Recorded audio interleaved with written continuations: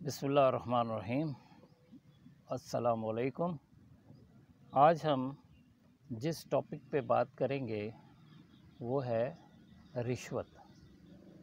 इस्लाम में रिश्वत को सख्ती से मना किया गया है। तो चले आज शुरू करते हैं। इससे पहले आपसे दरख्वास्त है कि इस चैनल को लाइक, सब्सक्राइब और बेल पर बटन दबा दें। शुक्रिया। स्टार्ट करते हैं। सबसे पहले कहा जाता है कि अर्राशी वल मुर्तशी फिन्नार, रिश्वत लेने और देने वाला दोनों जहन्नम में जाएंगे। दोनों दोस्ती हैं। इसके लिए हुक्म हुआ है।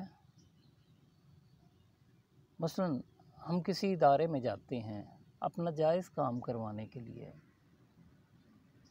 वहाँ जाकर हम देखते हैं कि यार ये मेरा बिल बहुत ज़्यादा आ गया है, बिजली का या किसी और चीज़ का, तो इसको मैं करेक्ट करवाना चाहता हूँ क्योंकि ये रीडिंग से मैच नहीं कर रहा है, एक्सीड करके भेजा गया है। वहाँ जाके वो सिचुएशन ही और शुरू कर देते हैं कि जी ये नहीं हो सकता, वो नहीं हो सकता, वो नहीं हो सकता। उसमें परेशानियाँ डाली जाती हैं, रुकावटें डाली जाती हैं ताकि आदमी परेशान होकर इस दफ़्तर में जाएं, उस दफ़्तर में जाएं, उनकी बजाय वो बंदा कहे कि जी यार थोड़े से पैसे ले लो और उसके बाद ये काम कर दो। तो इस तरह करके रिश्वत ली जाती है और मजबूर करके, जब कोई रास्ता आपके पास ना हो तो उस तरह मजबूर कर दिया जाता है। इसी तरह जिस मर्ज़ी डिपार्टमेंट में चले जाएं, कोई ऐसा महकमा नहीं है कि जो रिश्वत के बग़ैर काम करता हो, जबकि अल्लाह ताला हुक्म देता है कि रिश्वत लेने और देने वाला दोनों दोस्ती हैं। मैं तो नेक था, लेकिन मेरे लिए इतनी मजबूरियां पैदा कर दी गई और मुश्किलात पैदा कर दी गई कि मैं कहाँ जाऊँ। ये एक मामला है। इसकी मिसाल मैं ऐसे देता हूँ कि एक शख्स है जो कि अपना ऑफिस चला रहा है प्राइवेटली। उस ऑफिस में वो सुबह आता है, शाम को चला जाता है ड्यूटी करके। आगे अल्लाह की मर्ज़ी है, कस्टमर आए ना आए, लेकिन उसका डेली का ख़र्चा, मुलाजमीन का ख़र्चा, उसके आओ भगत करने का, मेहमानों की तीमारदारी करने का, सारे बिल चल रहे हैं। जब ये चीज़ होती है तो उस दौरान चंद दिनों बाद एक आदमी आता है किसी महकमे का कि ये नोटिस ले लें जी। अब वो नोटिस इतना ज़्यादा होता है बिल, वो जो टैक्स का, कि आदमी देख के हैरान हो जाता है कि यार मैं तो इतनी छोटे सी जगह पे बैठा हूँ और उसके बाद महदूद होके कपड़े समेट के बैठा हूँ, तो मुझे इन्होंने इतना ज़्यादा बिल भेज दिया है जो कि नाजायज़ है। फिर उस बंदे को अगर वो बिल देता है, वो नोटिस सर्व करता है, तो उसके पास बच्चों को खिलाने के लिए कुछ नहीं बचता।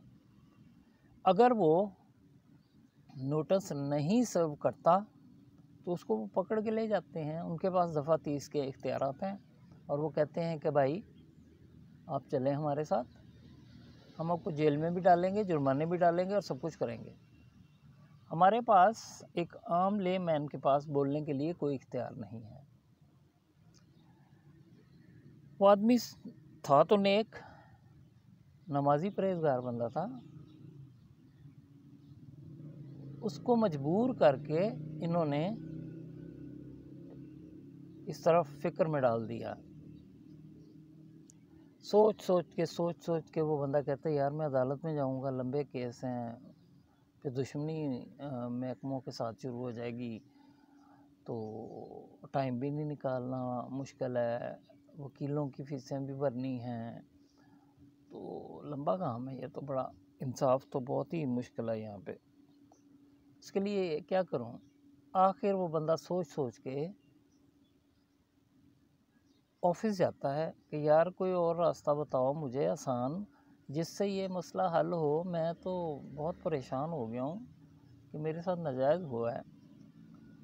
वो बंदा जो है वो पहले ही फार्मूला बना के बैठा हुआ है। वो कहता है इसके 3 टुकड़े कर लेते हैं एक टुकड़ा आप ले लें, एक हिस्सा आप ले लें, एक गवर्नमेंट को जमा करवा देते हैं, एक मुझे दे दें। उसने इतना सेट फार्मूला बनाया हुआ है कि उसमें इस तरह करके रिश्वत का बाज़ार गर्म किया हुआ है। अब आप मुझे बताएं कि इस जाल में पूरा इलाका जो उसके अंडर आता है वो नेक लोगों को भी, बात तो बादी है, नेक लोगों को भी रिश्वत पे लगा रहा है और इस तरह करके मजबूरी की हालत का फ़ायदा उठा रहा है। और ये सिस्टम इसी तरह से बुरा होता चला जा रहा है, जबकि अल्लाह ताला कहता है कि देने और लेने वाला, रिश्वत देने और लेने वाला दोनों दोस्त की हैं। तो मुझे बताएं कि मैं तो नेक था, मैं नमाजी था, परहेज़गार था, अपने आप को बचाना चाहता था, हलाल और हराम के फ़र्क में करते हुए बचना चाह रहा था। तो मुझे इसने इस तरह से करके मजबूर करके मुझसे पैसे लिए हैं या मैं देने जा रहा हूँ। तो ये हालात हैं एक महकमे के, इसी तरह से बाकियों के भी। तो अगर इस तरह से होता रहा तो ये तो वर्स्ट से वर्स्ट होता जाएगा और बुराई अपनी एक्सट्रीम हालतें की तरफ चलती जाएगी। इसलिए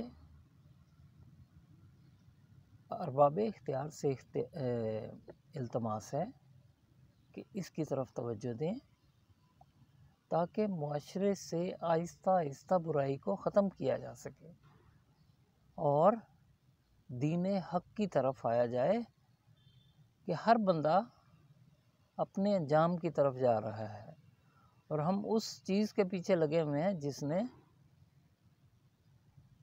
साथ नहीं जाना।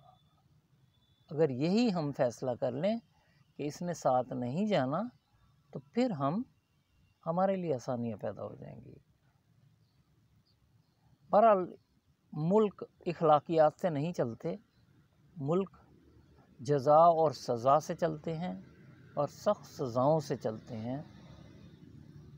अल्लाह ताला हमारे लिए आसानियाँ पैदा करे और ऐसे लोग हम पर मुसल्लत करे जो कि वाकई नेक और परहेज़गार हों और ये जगह काबिल सुकून हो, काबिल आराम हो और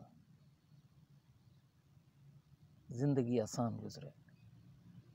अल्लाह ताला आपका हामी नासिर हो। सुम्मा आमीन। अस्सलामु अलैकुम।